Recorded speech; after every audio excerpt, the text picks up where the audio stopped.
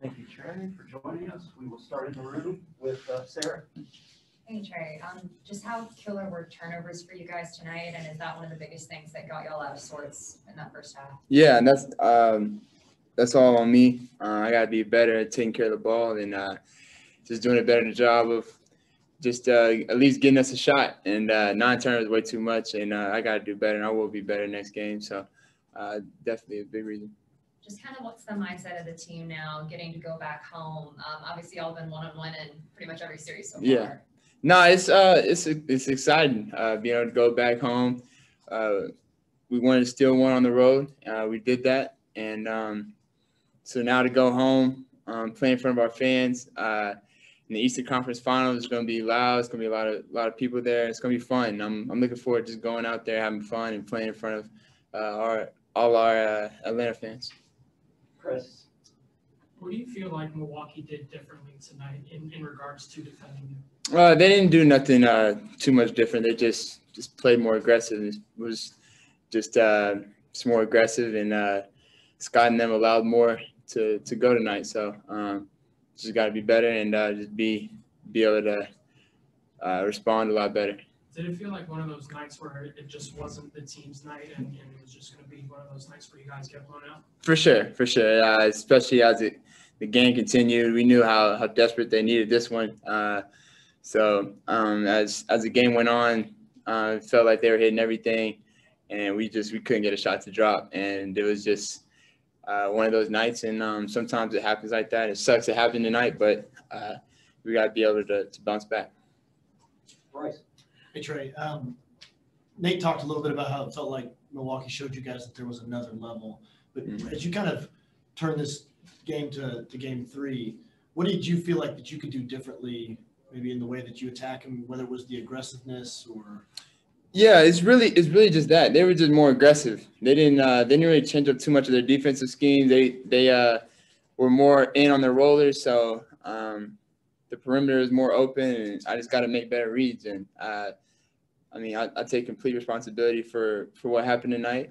Taking care of the ball is something I got to be better at, and I will be better at it. So it's really just they just upped their physicality tonight, and we got to do the same. One of the things, it did look like they were a lot more aggressive with you, but you only drew 1 foul tonight, which is like the fewest you've drawn all season. I'm not asking you to say anything about the officials, but what was it that they were doing to be able to keep away from fouling you while still playing you aggressively? Oh, a lot of it's more about how the refs going to call it that night. It's just how they're gonna let them be aggressive, and they're gonna let them be aggressive, and they're not. They're gonna call it the way it's supposed to be. Then it would be different, but sometimes it's called that way, and when they're aggressive and they don't call it, it's nights like tonight happens. Steve with AP. How soon in the game could you figure out they were going to be a lot more aggressive than they've been the other night? Was it apparent right from the start, or what kind of sense they were telling you to move in that regard? I don't know. They were just the beginning of the game. It was just like that. So I don't know how to really answer that question. It was just kind of how the game went, how the flow of the first quarter, first half went, and it's kind of happened like that. Back to Sarah. Trae, just how good was it to see Cam get some minutes out there? Obviously the first time he's played in forever. Yeah, I think that was, to be honest, our only positive thing tonight. Getting to see Cam back and getting to see him on the court was awesome, and he played great. He was aggressive. So that was probably one of, if our only, bright spot tonight. All right, Jelani, take it away. Okay, on the Zoom side, we will begin with Jeff Schultz. Trae, I'm just wondering, it's pretty rare for you to be able to, or for you to be sitting on the bench for the whole fourth quarter watching the game. What's going through your mind during that period? Are you trying to figure out what happened? Are you thinking about the next game? You're just trying to relax? So what's going through your mind then? There's a lot of things. I'm just trying to figure out how it got to that point, what I can do better for the next game, and just already thinking about getting back home to Atlanta and playing in front of everybody. Just going out and having fun. So I'm really just excited that we get to go home and bring a conference finals energy type atmosphere back to the ATL. Nathan Addison. Hey, what's going on, Trae? What's the difference in the physicality that you've adjusted to in this series compared to the previous ones against the Knicks and the Sixers? I mean, every series has been physical. I mean, the Knicks and the Sixers are two of the top 3 defenses in the league. Sixers had 3 all defensive players on their team.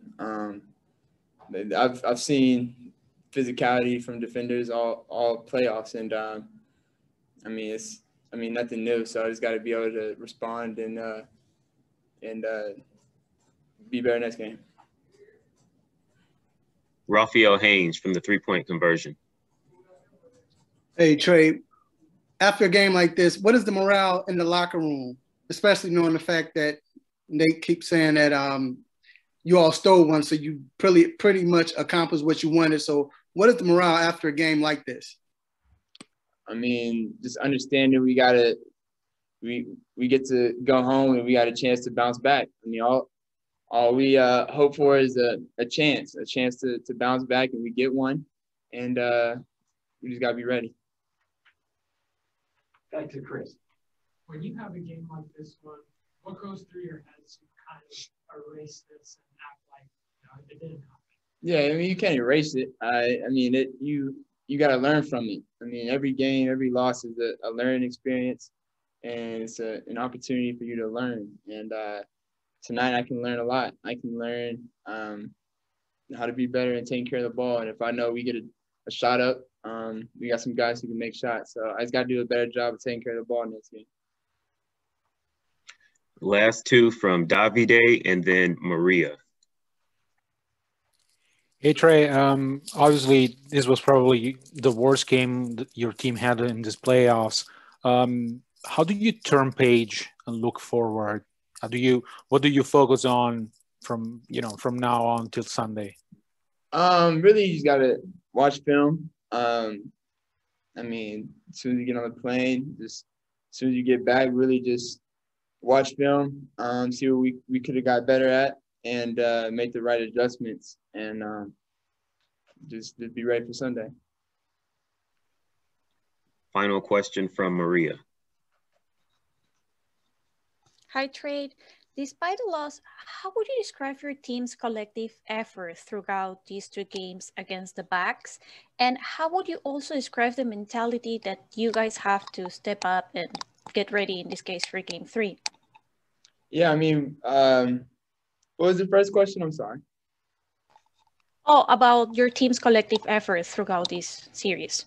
Oh, yeah. I mean, we've been playing hard. We've got guys that are banged up, and I mean, when Bogey's out there banged up, playing his heart out, playing hard, just shots just ain't going in for him right now. And I mean, we just got to find a way to dig deep and keep fighting. And we've been fighting all series, these first 2 games, and tonight just wasn't our night. And sometimes it's like that, and we got to figure out a way to bounce back, and we will. Thank you, Trae.